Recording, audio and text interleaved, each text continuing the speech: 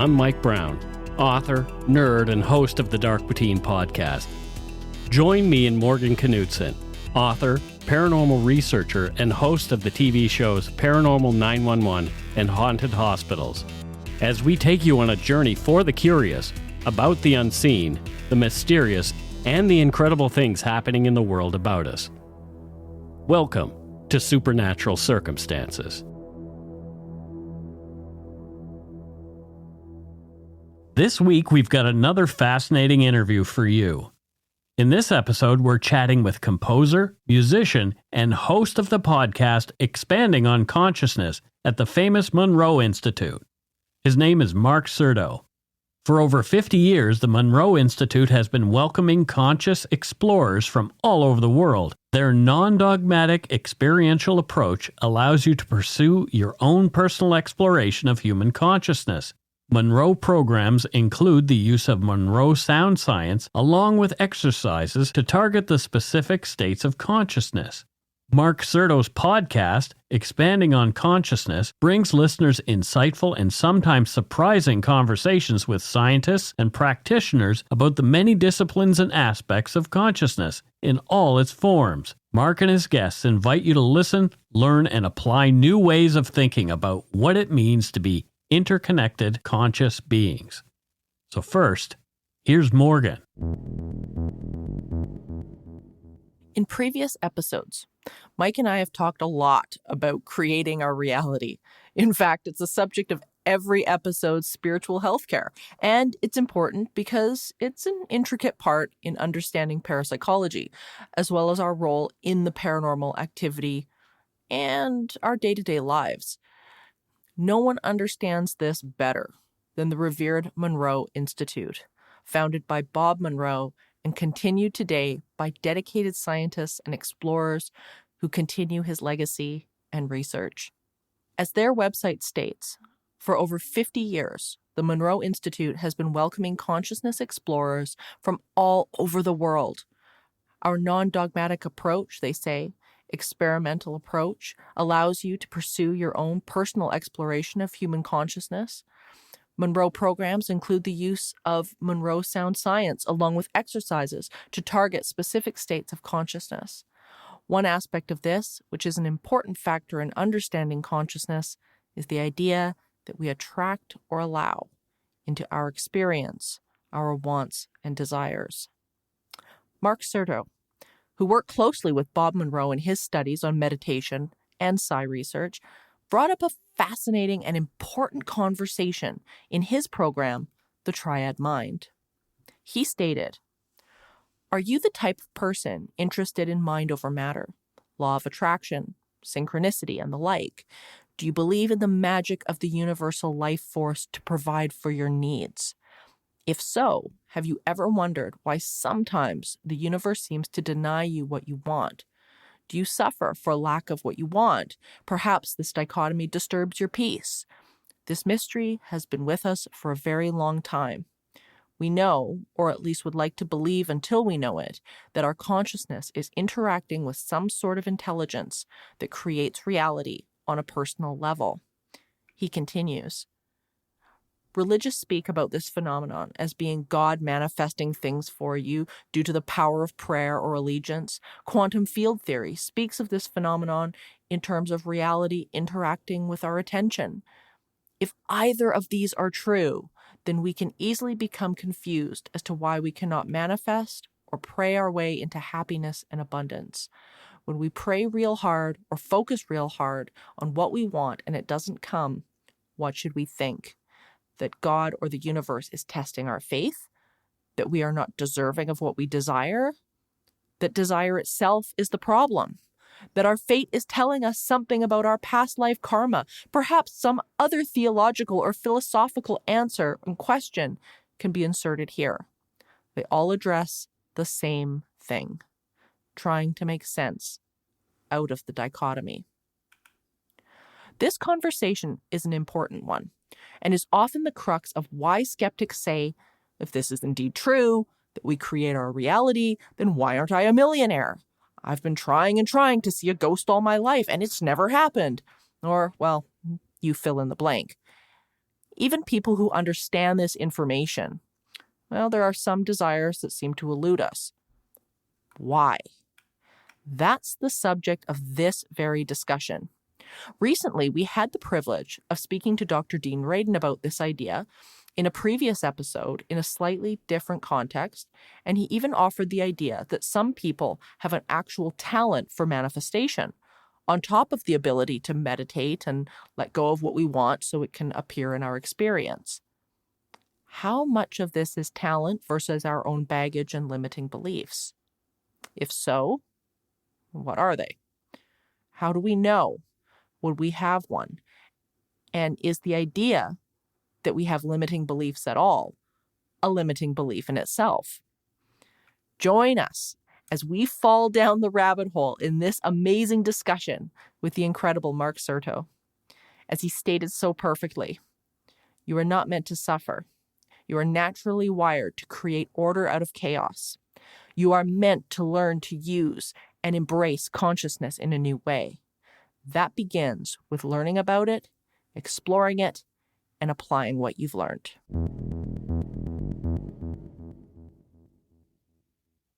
Here's our interview with Mark Certo. You have talked a lot about the podcast and whatnot over the last little while, and of course we're friends on Facebook. The Monroe Institute has launched this incredible podcast. You're on season 2. I'm so excited about this, and like I've said in the past and offline to you guys, is that this is the conversation that needs to be had about consciousness, about creating your reality, about what this all means. And so Mark, tell people about this expanding consciousness, why they need to be a part of it, because it's a fantastic podcast. Well, first, thanks for having me on your podcast to extend that conversation. The Expanding on Consciousness podcast is really a labor of love because it is my favorite conversation, consciousness, and what do we do with it, and how do we explore it, and why that's important. And I get to talk to some of the most amazing scientists out there doing some incredible research around consciousness that is completely ignored by so many of the sciences that are involved in consciousness. And I find that fascinating. I mean, for me, as you said, to your point, this is perhaps one of the most important conversations we can have as human beings because it expresses who we are and what we think we are and how we react to that thought and belief structure towards each other and to the environment around us. So I get to have conversations with quantum field theorists like Federico Fagin and Tom Campbell, and I've spoken with Edgar Mitchell, who's an Apollo 14 astronaut, eighth man to walk on the moon, I believe. And he started the Institute of Noetic Science, and that relationship obviously extended to the current administration and research directors like Dean Radin and Helene Wabe, who's doing some incredible research on intuition and how it applies to things like channeled information, things that are accessed in altered states. I get to talk to people like Monica Galliano, who is an incredible researcher on plants, who actually proved through her research that plants are not only alive, they are also aware and, more importantly, sentient. They react to the information that comes to them. They can make decisions. So suffice to say, I just love my gig doing that. And that's only part of my work with consciousness research, but I just love the conversation. So thanks for asking. So what was it that directed you toward this area of study? How did you fall into this? A well-planned accident. Yeah. I was a curious kid. I had what I would call a self-reflective / self-transcendent moment when I was maybe 7 or 8 years old. I had a couple of them during that period in my life where I felt as if there was something more to the picture, than met my eye. And I won't go deeply into what those experiences were, because that's just fodder for, oh, wow, Mark had some really cool experiences. And I think it's more important for people to have their own direct experience. But those experiences prompted me to a level of self knowledge that was inquisitive. In other words, there was a hole there. I didn't know what that self was, but I had a sense of it within me. And it was other than just the little 8-year-old expression of Mark, who was really into baseball and Mm-hmm. things like that at the time. Sure. There were life's bigger questions. And simultaneously, at the same time, I had lost a friend who was my age. So I think that had an impact on my thinking about the meaning of life and Yeah. how fragile life was. And as I got a little bit older, that self knowledge that I was referring to earlier, which included music. That became my North Star. That kind of defined who I was going to be as an individual and something to chase after. And I studied it and I loved it and I nurtured it throughout my teen years. And I really wanted to make sure that this was the thing that I ended up doing for my profession, music. And I Mhm. did. But in order to get there, I had to get beyond a lot of what I'll consider limiting belief structures that were either inherent within me, self doubt, that sort of thing. Can I Mm-hmm. really do this? And combining that with the doubt that was heaped upon me by others, Sure. how can you do this? I don't want you to live on my couch for the rest of your life. I want you to get a job. And and I did all of those things, and I managed to become a self-actualized musician, a self-actualized artist, and that's how I pursued my life. But the thing that enabled me to do that, back to your original question, was this thing called meditation, which back in 1975, 76, at least in the circles that I traveled in New York City, were it was kind of a fringe thing. It Right. wasn't like there was Sure. a yoga center on every corner or anything like that. So I had to learn what I learned about meditation through books, and that precipitated other experiences. I call them anomalous experiences, some of which are transcendent, some of which are revelation of my own internal thought process. Self awareness in a different flavor of self, not narcissism, but looking Right. into what it is that is the essential nature of self. So that's how I got started. I got started in all of this very early. And then, as far as meeting Bob Monroe, I followed my intuition basically and moved from New York City to Charlottesville, Virginia to start a new life with my then wife and my stepson at the time. And I got very interested in recording, so I decided I was going to open a recording studio in this small, but thriving and growing university town. The Dave Matthews Band are from there, And one day I came back from a trip to London, England, where my father-in-law was recording at the Abbey Road studios, and I got a chance to, kind of do some assisting work there. And came back to my own answering machine. It's 1986, I guess. And on that answering machine was a phone call that simply said, "Call Bob Monroe." And I did. And Wow. we talked, and Bob and I became fast friends. And it started an odyssey of creating binaural beat recordings or hemisync recordings Mm-hmm. for the Monroe Institute and what's now known as Monroe Products. It's such a phenomenal institute. I mean, we had the amazing Alan Evans on just last year, and we Mm. talked at length about Bob Monroe and his story. And what really caught me and what I found so interesting was your story and Bob's story are so similar. Oh, With yes, your backgrounds and whatnot. Like you must have felt a bit like kindred spirits. we did. Yeah. Yeah. There was a vast age difference between us. I'm going to say that Bob was about 73 years old and I was 27. Oh, wow. And Yeah, but because Bob was who he was, meaning very curious and artistically bent and young at heart, even though his body was starting to fail him at that point in time. He was an engineer. He loved sound. He loved the exploration of the potentials for sound as evoked potential for brainwave response, which then walks into the world of the brainwave consciousness correlations, which is what we specialize at Monroe.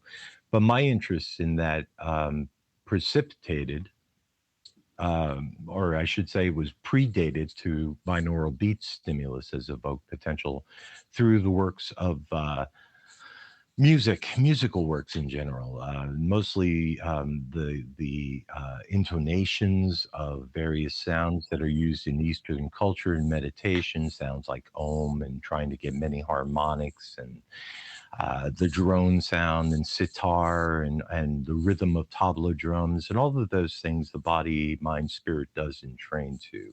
I think I came to that conclusion earlier by paying attention to people like Pink Floyd and the Beatles. Sure. Yeah. Yeah.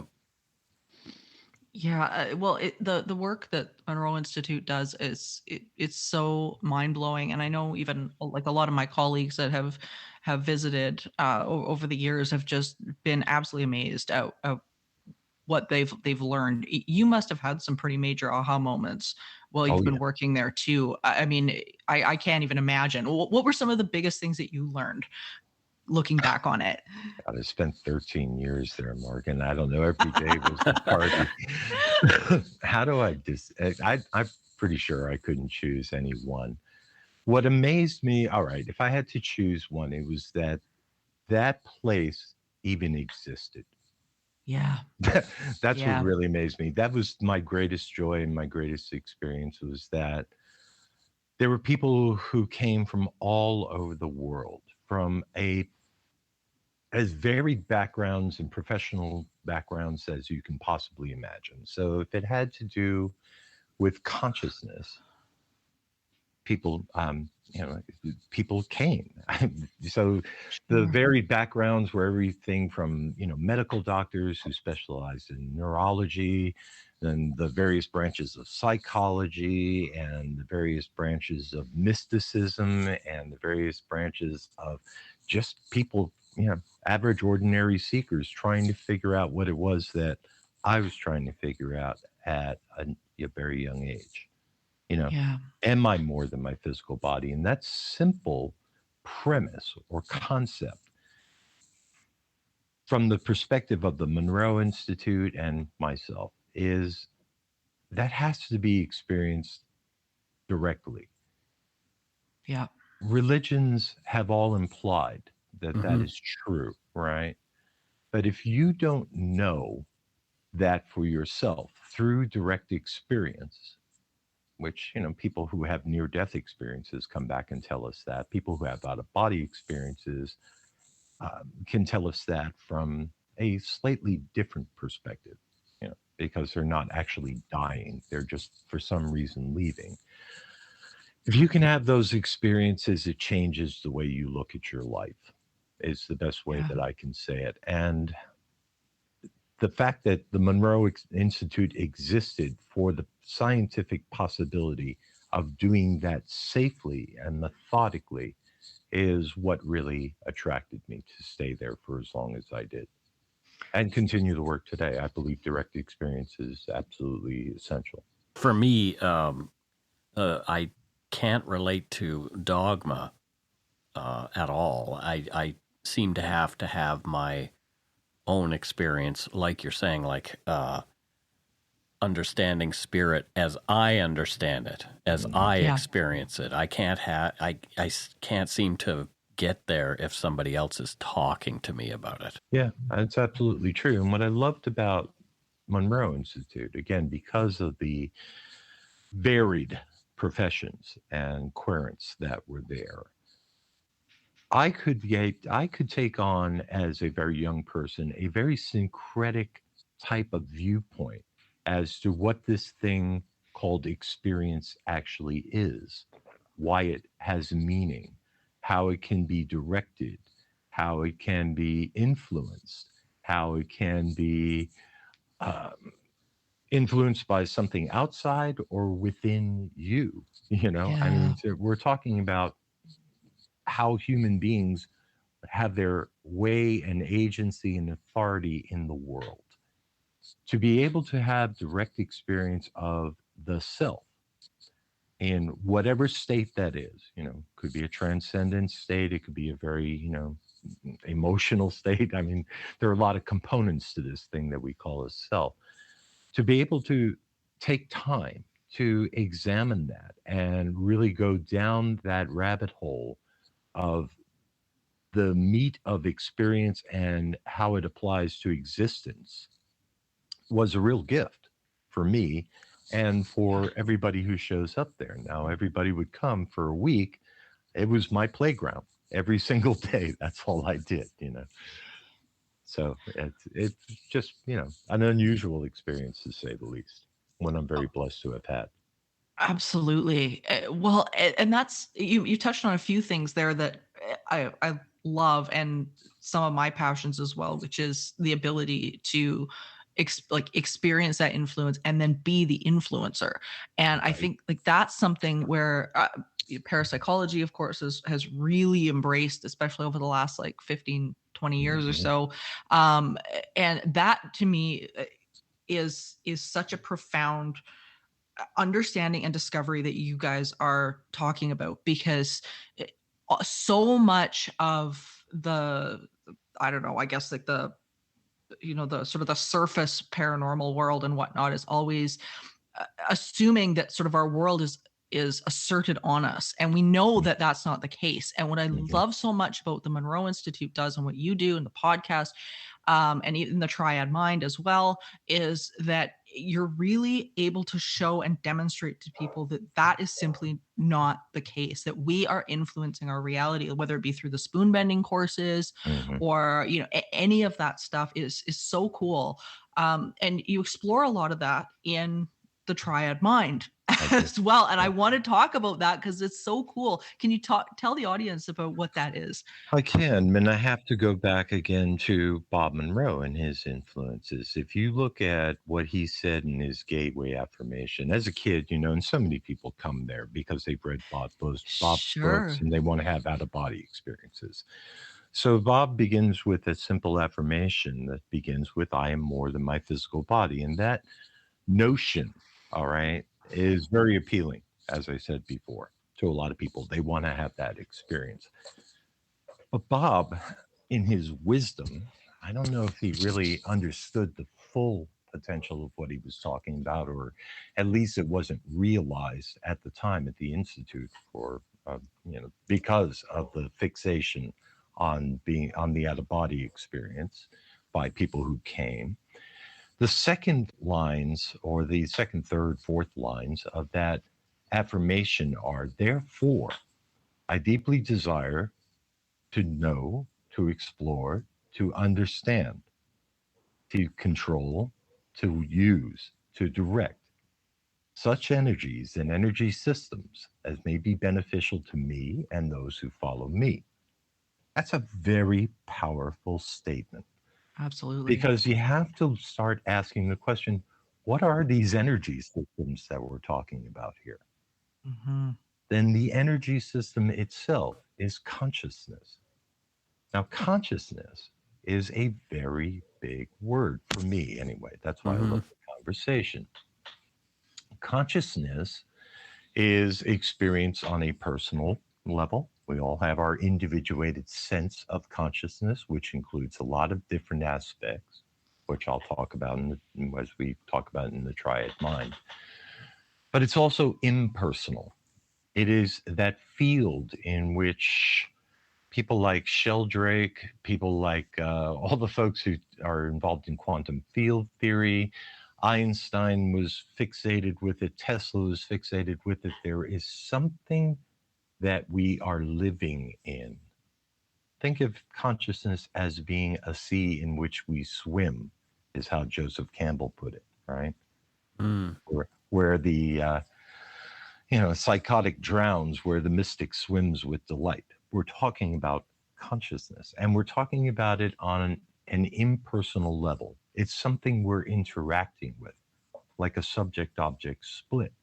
And that is how I believe a lot of this psi research is pointing us back to this field of Absolutely. activity, whether it be paranormal research, whether it be spoon bending, which I spend no time doing, by the way. I'd much rather work on other things. My wife likes her cutlery. She doesn't want me. It's just not my thing. Anyway, but it does help people understand that the molecular nature of reality is in fact being influenced, to use the word that you brought up just a few moments ago, by this thing called consciousness. Simultaneously, the external consciousness, that impersonal consciousness, is also affecting us. And we are affecting each other through our expressions of consciousness. And all of each other's individual consciousness is, in fact, informing the field, which is this thing that we call reality. Now, from a scientific standpoint, and I get the opportunity to talk to scientists about this, they're working all that out mathematically and with physics. And, they write these hieroglyphics on extended blackboards and say, see, there's proof. The mystics, however, have known about this forever. They just didn't have the same language that we have. But this field, I believe, is responsible for all of it, whether it be the manifestations of, disembodied or disincarnate beings who were once alive and are now passed beyond the veil, or the creation of things like what we see in quantum field theory with the observer phenomenon, or remote viewing, or psychic abilities, or because it's all information and it's all vibration, and it has its way within what we think are our physical systems within the body, but it's really just vibration. Totally. That's all it ever was. So that's why I do what I do with regards to sound, because that too is vibration. The sound of my voice is vibration, everything. And it's all information. So that's what we talk about in the triad mind. How to become more aware of the vibratory information, that content that exists within our conscious awareness as we are awakened and have movement and authority in the world, and in the world of action, so to speak, and the content that exists within our own personal subconscious from information we've absorbed during the course of this lifetime, potentially other lifetimes as well, and what Jung referred to as a collective, which has information existing in what the quantum field theorists call Hilbert's space, of a theoretical space where all information and emotion exists. And that's theoretically what psychics are accessing when they are doing this, their particular function. Jung referred to it in terms of archetypes and the connective tissue between all things. I mean, the manifested world as being revealed through the process of synchronicity, the law of attraction. All of these things have been spoken of forever. None of this is new at all. We're still just trying to figure it out. And the triad mind is another contribution towards that figuring it out. Mostly to direct, control, and use, not just only explore, but use it wisely. Yeah, and I love that about what you guys are doing, because, as I say, with the triad mind, with Monroe Institute, what I'm such a fan of is the empowerment that you are offering, and the lessons, and what the access that you're positioning people for. You don't tell people what to look for, but you're positioning them to open up to their own connectivity. And I think that's just so cool. And, we talking about law of attraction and stuff, you made a post recently about that, and I loved it because I completely agreed with everything you were saying. And as I was reading it, I'm thinking, so many people are so convinced that this is such a sort of woo-woo thinking, that it's a buzzword. And I think a lot of people look at things like manifestation and sort of that consciousness field or whatever it is as just, oh well, it's wishful thinking, or whatever they're telling themselves about, a lack of understanding basically. How would you describe the concept of manifestation for those who aren't sure or think we're all crazy as hell? You mean, how would I get them to understand that they too are doing this? Yeah. Yeah. Exactly. Yeah, exactly. Yeah. All right. Let's put it in very mundane terms. Okay. Let's say I have a weight loss goal. Okay.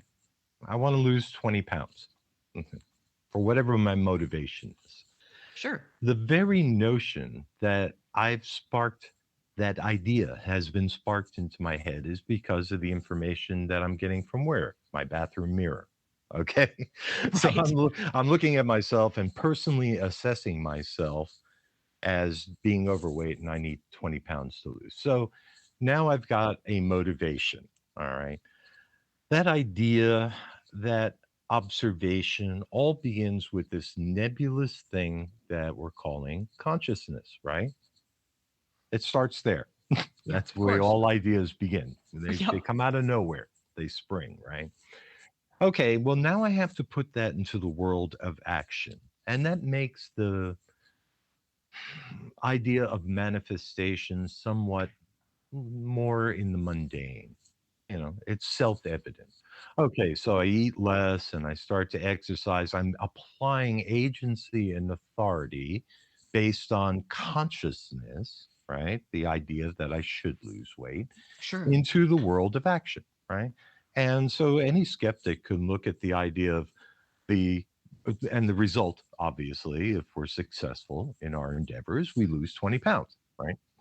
That's wonderful. Now I manifested my body anew through using consciousness. Okay. Mhm. I had to put in some physical work with it. Yes. I had to use consciousness to discipline myself to maintain my dietary standards, my new ones, get rid of old habits, old belief structures, and begin to exercise in a way that was beneficial to my Right. goal. Right. So that's just a very simple and mundane thing. You know what kind of power that is? All right. I'm sorry, but I don't know if Yeah. you happen to be a skeptic, all right, on this. Ask yourself, does your dog ever decide to diet and exercise? Oh, Does that your is a good point. does your cat have that kind of discipline? Do they I even know care? mine don't. Right? Right, exactly. They don't even care. Okay. And No. that is such a Yeah. simple thing, a simple example. Fish don't do that. Plants don't do that. Nothing else on this planet is doing that but us. That is a unique function of our consciousness, and we build cities as a result, right? I mean, I was just talking on a very Yeah. personal scale, but we build civilizations, we build concepts, we build ideas, we make music. All of this comes from nowhere, right? Yeah. It comes from this thing that we call consciousness. We get an That is a idea in our brilliant head. example. I mean, it's so simple and mundane, right? Yeah. Now, how does that apply to, and I'm speaking to the skeptics in the audience, Of course. how does that apply to things like paranormal phenomenon or anomalous states of consciousness, or consciousness experiences, like the out of body state? The answer is, from a scientific standpoint, we don't really know. We have theories, okay? That's all we've got. And we run experiments. And interestingly enough, a lot of those experiments tend to come out in the affirmative, that there is this field that we're interacting with. All right. Yeah. Then you have all of the charlatans in the world. You know, the folks who just, this is all pure entertainment for them. Yeah. The amazing Kreskin, you know, back in the day. Yes. Yeah. And I can understand why people are skeptical. I personally love skepticism. I happen to possess a great deal of it. Mm-hmm. I came upon a word the other day, and you have to just excuse me as I call up my computer because I know it's right here and take a look at this word because it was just a brilliant word. And the word is zetetic method. Oh, no. That's a new one. Right. I just came upon it doing research of something else, and I said, wow, why isn't this method employed? So we have two methods for exploring paranormal research, all right, or anomalous consciousness research. One is the scientific method, and the other, which is now seems to be falling out of favor, is the zetetic method. And it comes from the French word zététique, which basically is the ability to, how do I want to define this? Well, the etymology is interesting enough, but it's basically, from what I understand, and I need to do more research around this, it basically uses mathematical principles as proof, much like physics does, okay, for conceptual ideas, to try to understand what it is that this thing called consciousness is that we're interacting with. This weird spooky action at a distance, to quote Einstein, that allows this to happen. We just don't know. That's the bottom line. Yet, over and over and over and over in psi research, they are pointing to this. Over and over and over in quantum field theory, they are pointing to this. Now, I'm not so hung up on how does that work. I'll leave that to greater minds than mine. You know, those physicists with the blackboards that write hieroglyphics, Sure. they can figure that out. I'm very interested in knowing whether A, it's true, which I have proven to myself, and B, how can I perfect that action Yes. to know, control, understand, and use and direct that energy and energy system in order Absolutely. to not only fulfill my life, self actualize, but also to learn to do that in unison with what I perceive to be a higher mind intelligence. Some people will call it the divine, some people will call it God, higher self. It doesn't really matter. But it seems to be playing a part in my life as well. So while I am not I have a problem with predeterminism. You know, I don't like the notion of fate, okay? Mhm. Because I'm a Westerner, you know, Right. and Yeah. Westerners, they tend to like to get out there and project things in the world and make things happen, right?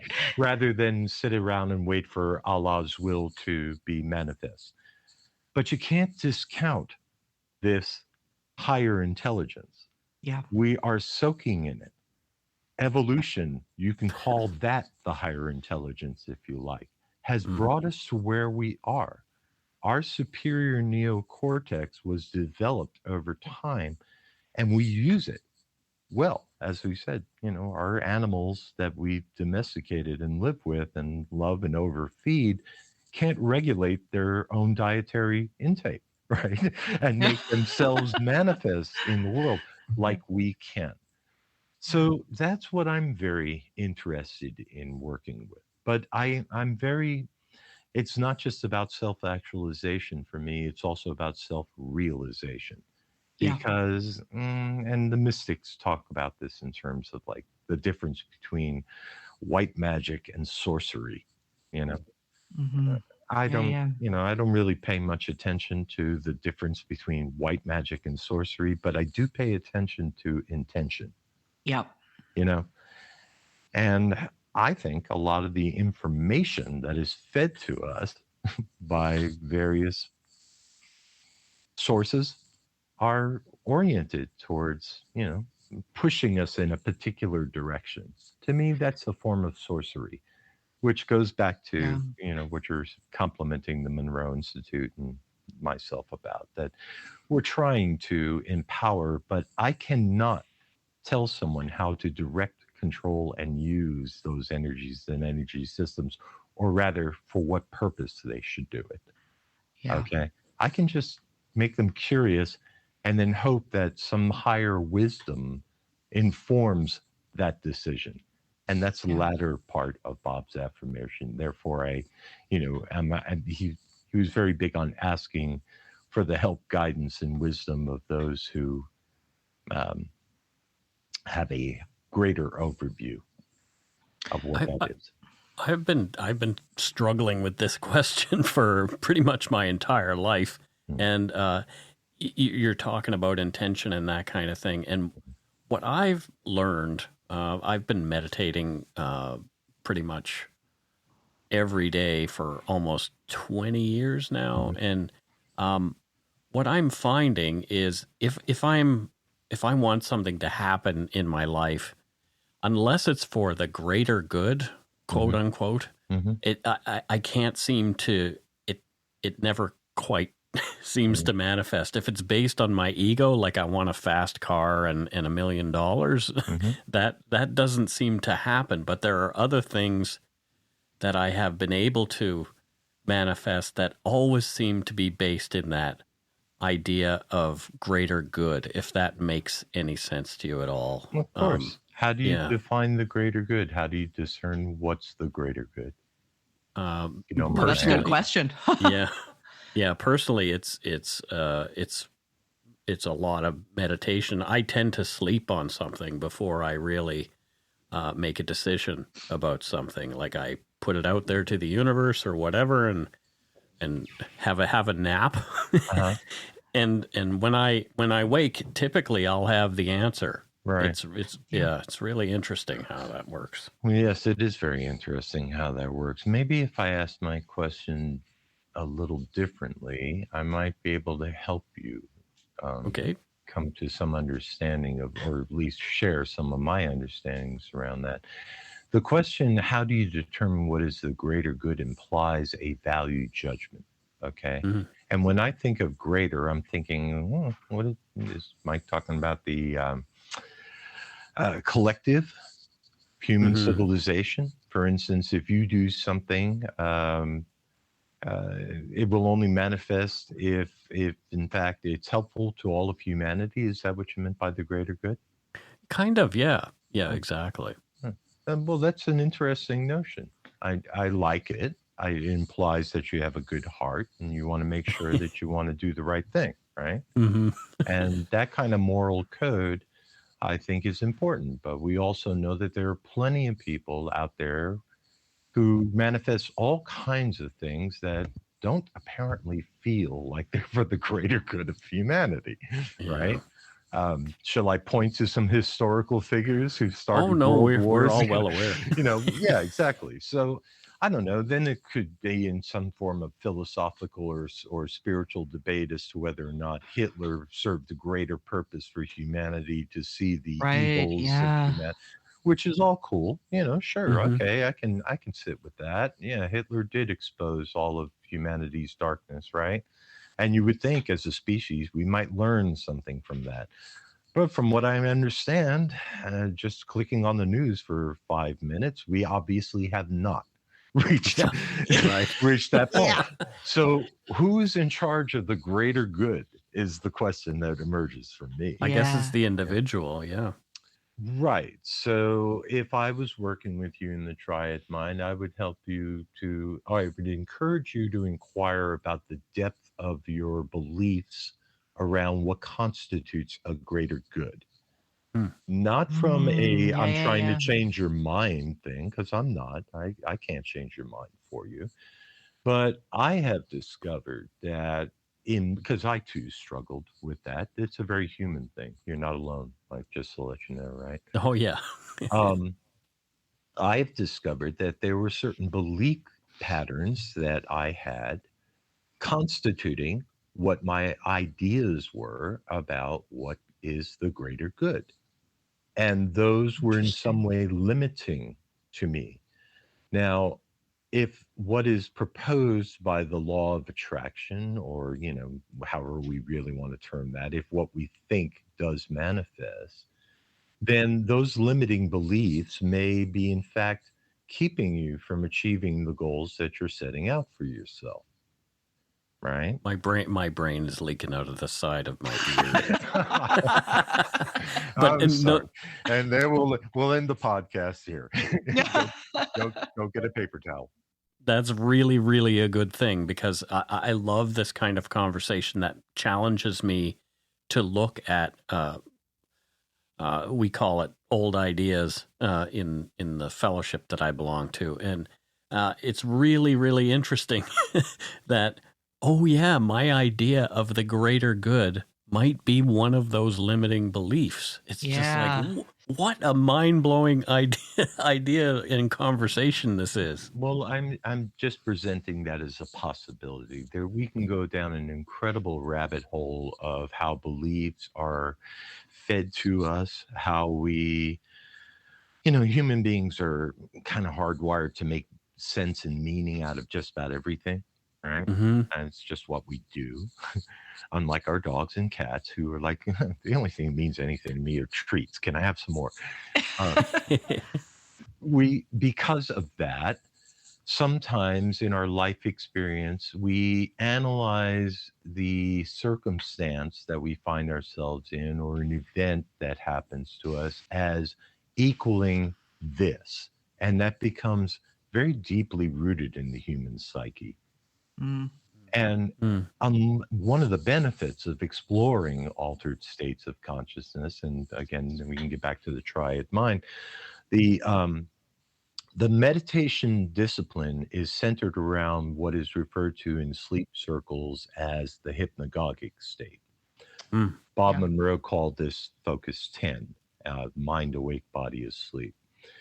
I just refer to it as the hypnagogic state.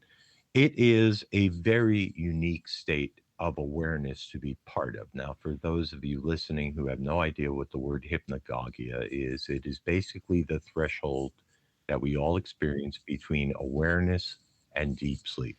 Okay, we can just call it simply that. People who practice meditation and work towards the hypnagogic state, like what I do in the triad mind, like what is proposed at the Monroe Institute through focus levels, have a unique access point to subconscious content. That means that they are bringing their conscious mind awareness, this awaking awareness, into a doorway that is only reserved for unconscious activity, everything that lives in your subconscious mind. Right. So when people go into deep meditation states and, arrive at the hypnagogic state and maintain a level of awareness as their body is snoring away, and believe me, that does happen. Oh yeah, quite. The first time it happened to me, I was like, oh my God. my wife is right. I do snore. I didn't believe her prior to. Anyway, all that content begins to bubble up in what, if you do dream analysis, and I know Jungians who might be listening are very interested, that content bubbles up. Now, that content is rooted in symbology, all right, for the most part, because think of it in terms of, I don't know, computer bytes.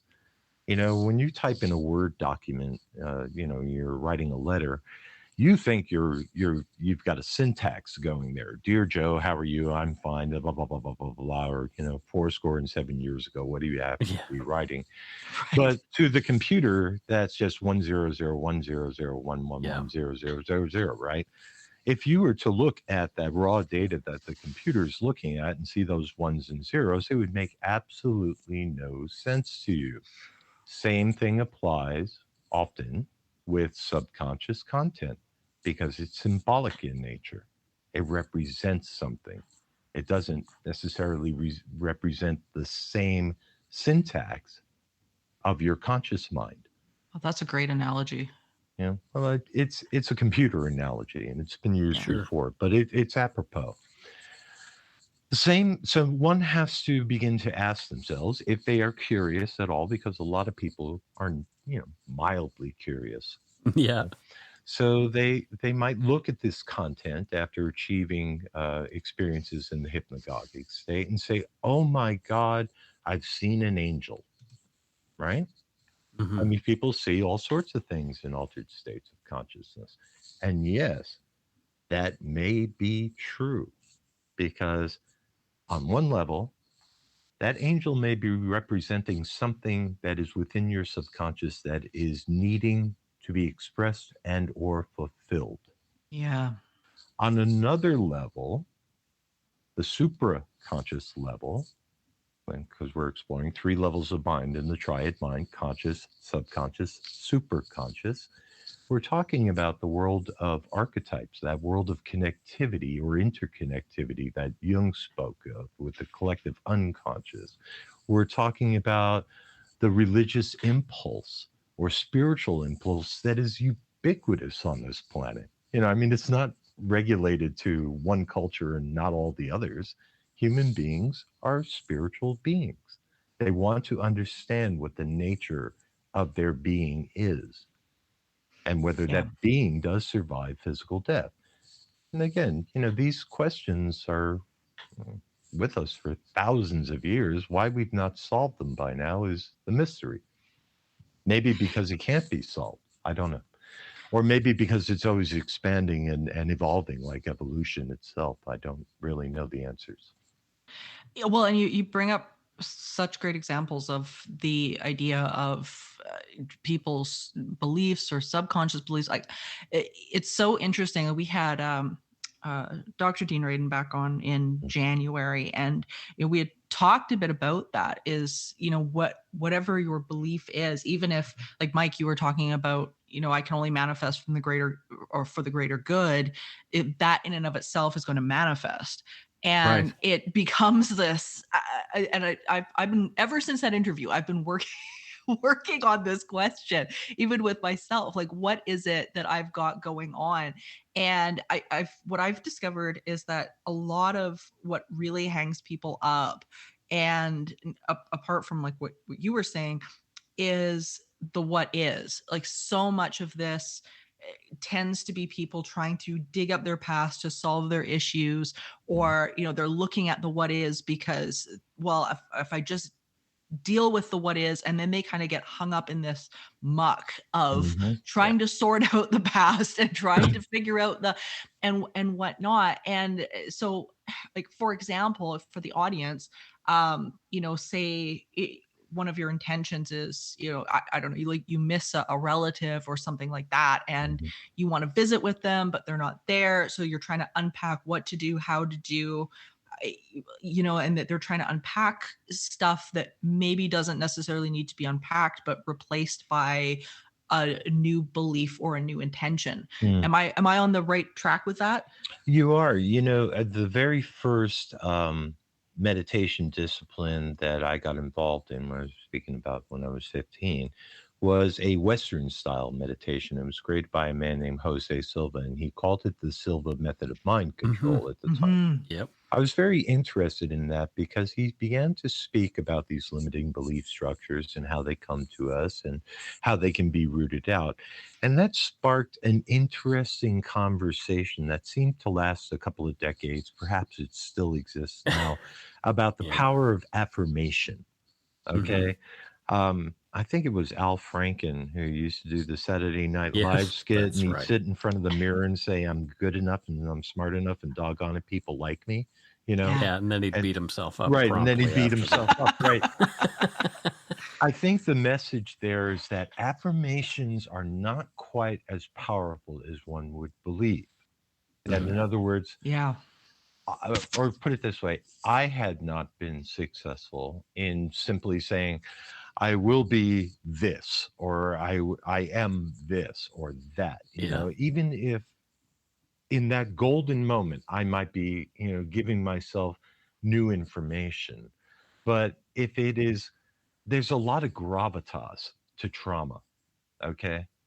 People, Mm-hmm. they feel that thing, and you can even feel it in your body, when somebody's hurt you in the past, especially as kids.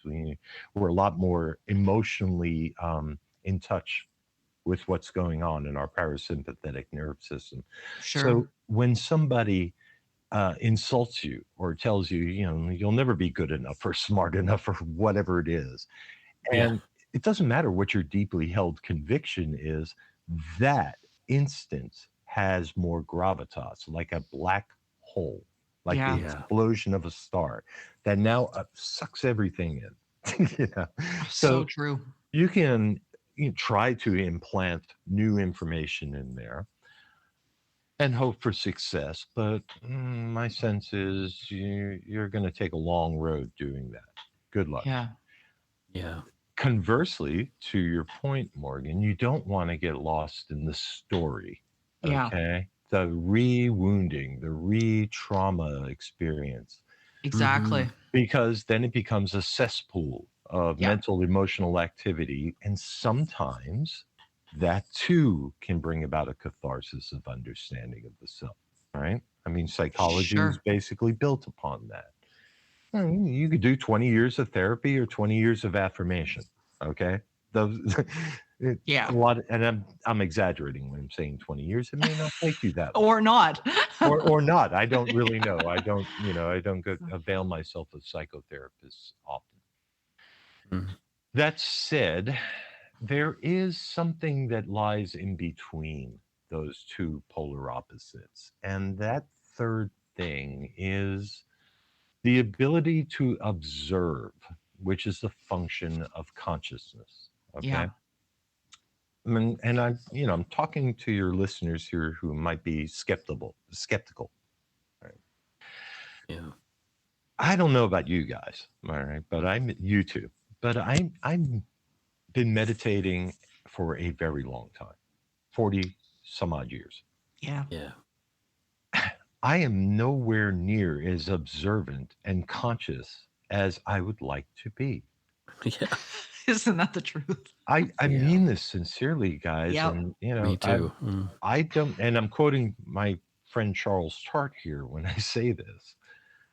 I don't know what enlightenment is. All I can say for certain is I'm not so endarkened anymore. Okay, Yeah. Absolutely. Oh that my gosh, Mm-hmm. yes. that means a lot to me. Okay, Mm-hmm. now what am I not so endarkened by? How did I clear the waters? Through the observer. To look at your life history, to look at the buried content within the subconscious that you may, have put aside in some deep closet within your psyche, or just not even paid attention to it. It's like, my mom used to make these offhand comments all the time about my weight, you know, and I just absorbed it. Mm-hmm. I didn't even think that it had an impact after that first ouch, you know. But now I've got this self-image, and I'm not talking about myself. I love where I'm at with my weight, but I'm just talking about mundane examples again. If it becomes a part of you, you have to be able to step back from it Yeah. to look at the you that it has become a part of. That's what I refer to as the observer. And it's not something I've invented. This is just part of the triad mind training. It's something that's important to develop. Why is it important to develop? Because now you can look at this information, this content, and say, this is part of my story. Some of it I knew, some of it I didn't know. It's revelatory. But now it's here. Now I'm looking at it. I'm not that. I'm not that content. Yeah. I It love is, that it's just content. identification. Yeah. It's like reading a book. You read a book, a good novel, and for however long it takes you to consume this novel, you live vicariously through the protagonists and antagonists in the novel, and you live in this story, right? And then you put the book away, and it's not your life. It's not who you are. It doesn't identify you, right? On one level. But on another level, it's also well known that you are what you read, Yeah. right? So somewhere that content is now living and having its way within you. If you can observe all of this content, whether it be in the conscious stratum while you're in your waking life, because life is a meditation at a certain point, or Mhm. if you want it to be, by developing this observer. If you take that observer into altered states of consciousness, like the hypnagogic state, and observe that content emerging and can make the discernment as to whether or not it is coming from a subconscious storage unit, so to speak, you can do things with that. Things that are much more powerful than saying, I'm good enough, I'm smart enough, and doggone it, people like me. Yeah. No, you can find out exactly what it is that makes you good enough. You can find out exactly what it is that where your intelligence lies. And in being that authentic self, something occurs. People start liking you. You Yeah. bring into resonance the people that are important to have in your life. That law of attraction we were speaking about before is not just about, Maseratis and millions of dollars, right? It's about attracting love into one's life, Mhm. relationship. All of these relationships, whether it be to money, to things, to people, are vibrational in nature. Yeah. Change your internal vibration and things come to you. Absolutely. And that's a risk. I Yeah. Yeah. Well, I think so. And I think it really speaks to the courageousness of vulnerability Mhm. and being vulnerable to look at some of this stuff. And Eckhart Tolle, he talked quite a bit about the idea that manifestation really does come down to one step, and that is becoming one with the present moment. And as mentioned, everything that you've just talked about as well, it's just that idea that it in becoming one with that present moment, which isn't to say you might not like the present moment, you don't have to like it, Mhm. but being at one with it, being at peace with it, and then being able to be the observer, quiet the mind Right. in that moment, release that resistance, is really what is aligning you with the core of who we are, and which is that source, that whatever it is that we've consciousness, whatever label people want to put on it. But it's so interesting to me how I think people they get hung up in these various aspects, and yet this really comes back to something that is so simple, is so at our core, and everybody has access to this. Everybody can do it. Oh, yes. Which is amazing. Mark, we could talk to you for hours. Oh my gosh. Oh my God, I'm not done. Yeah. Did we reach our hour then? Are we Oh, good? Yes, we definitely did. we Well, did, but I'm not done. I would love to have you back again so that we can continue this conversation, because there is more to talk about. it's an Oh, there's endless so much more. conversation, guys. Yeah. It really Oh, is. it is. How can people to find out about where can they download the podcast, Expanding on Consciousness, get involved with the Triad Mind, all of that stuff? Lay it All on right. us. Well, it's plug time, so pay attention, people, and get out your Yes. pencil and paper. And it will be in the show notes as well. Yeah, I'll Oh, put links in terrific. the show notes.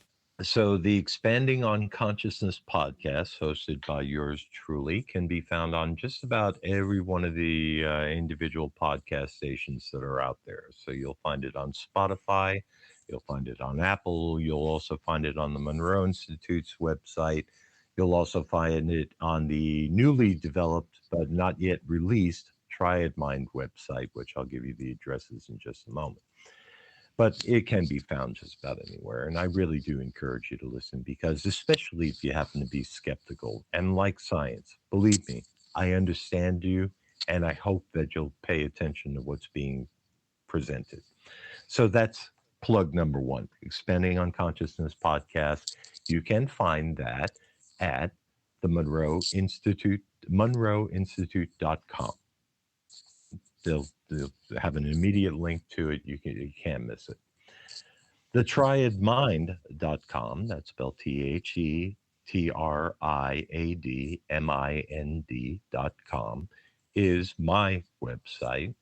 I present three levels of membership on that website for anybody who's interested in getting involved in meditation for the purposes that I just explored, at least in part, with you guys.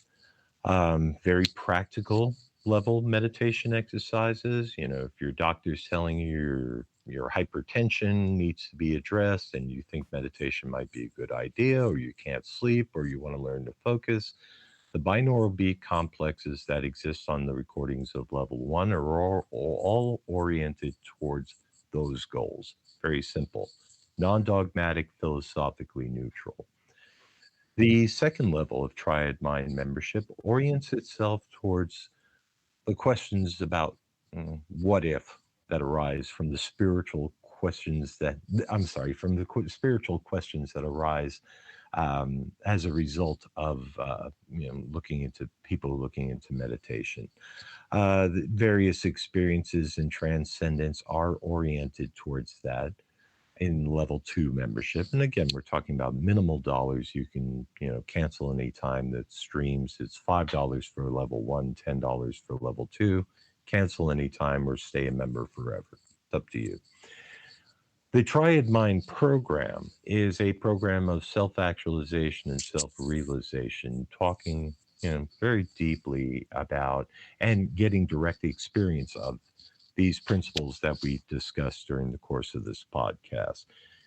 This is a 3-stage program. Stage 1 is all that currently exists on the website. I'll be presenting it as well at the Monroe Institute in March, and we have one scheduled for July as well. But it is a home study course. Nobody's going to be there with you. Nobody's going to hold you accountable. You do the work on your own.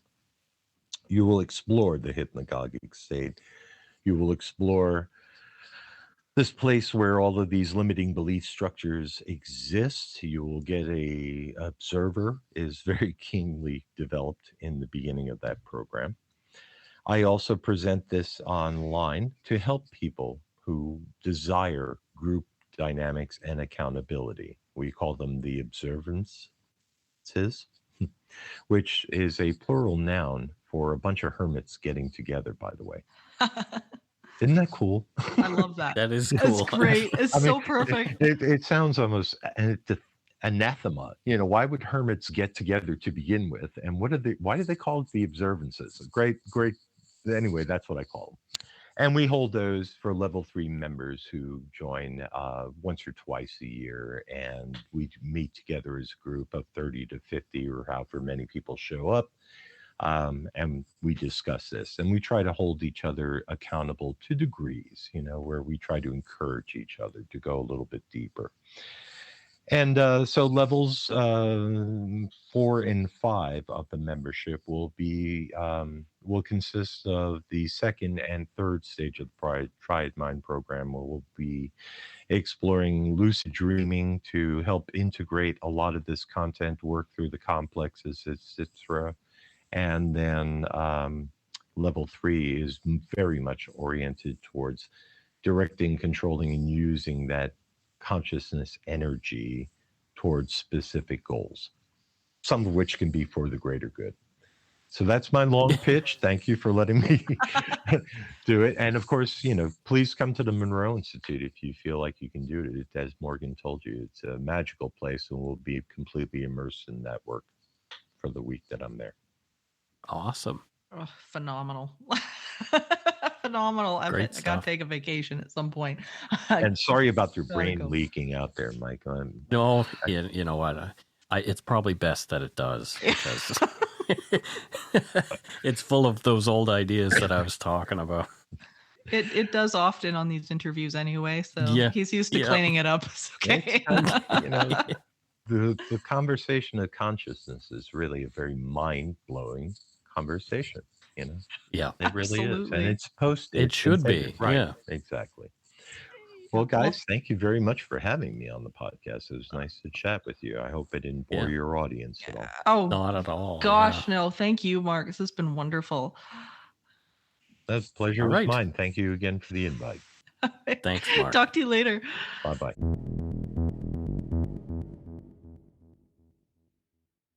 Here's Morgan for this episode's segment of Spiritual Healthcare. In this episode's edition of Spiritual Healthcare, the segment of the show where you get to be the creator and designer of your paranormal and spiritual experience, we're going to tell you about a process called the doesn't matter if process. It's really easy to fall into our own limiting beliefs. We all have days when we think to ourselves, this just isn't going to happen for me. Life is against me. I'll never have my dreams. Fill in the blank. And sometimes it's simply too difficult to get ourselves into a better feeling thought about any of it. This is a process for those moments. Decide you're going to treat yourself. This time, it's not the ice cream or a new shirt, but that you're going to treat yourself to a day where you pretend you have what you want. You're not expecting it to happen, but finding that feeling place to simply give yourself a break. You deserve to feel good. You deserve a day where you feel like you are on top of the world. What's interesting about this process is that many times releasing the pressure of why won't it manifest and replacing it with, I don't care if it does or doesn't, but I'm going to feel good anyways because I deserve to feel better, allows us the emotional space to let it come. But let your overall intention be, I deserve to feel like this, abundant, loved, healthy, joyful, like everything works out for me. Give it a try and watch what comes. You need nothing to be happy, but you need something to be sad. Remember, at the end of seeking, all is consciousness. Stay in peace, everyone. Thank you for listening to this episode of Supernatural Circumstances, a co-production of Entity Seeker Paranormal Research and Teachings and Good Egg Studios. This podcast is part of the Curious Cast podcast network. Theme music by Corey Johnson of Catalyst Records in Edmonton, Alberta. You can find out more about Morgan Knudsen at entityseeker.ca and more about me and listen to my other show at darkpoutine.com. Feel free to email the show at supernaturalcircumstances@gmail.com. Good night for now.